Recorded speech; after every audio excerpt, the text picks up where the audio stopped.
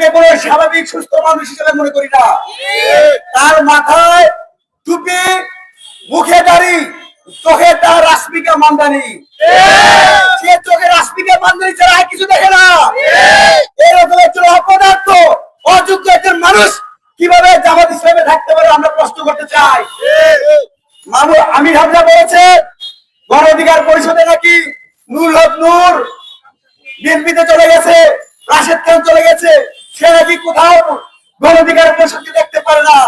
আমি স্পষ্ট করে বলতে চাই, এই বাংলাদেশে জামাত ইসলামী থাকবে কি থাকবে না সেটা সিদ্ধান্ত হবে, কিন্তু গণ অধিকার পরিষদের নেতৃবৃন্দ অবশ্যই থাকবে।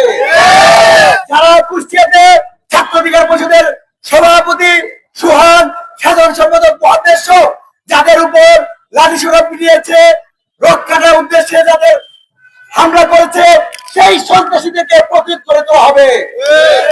যদি জামাত শিবির কুষ্টিয়ার নেতৃবৃন্দদেরকে সন্ত্রাসীদের বিরুদ্ধে প্রতিবাদ করে না করে ছাত্র অধিকার পরিষদ নেতৃবৃন্দ যেখানেই জামাত শিবিরের সন্ত্রাসীদেরকে পাবে সেখানে প্রতিরোধ করে তুলবে।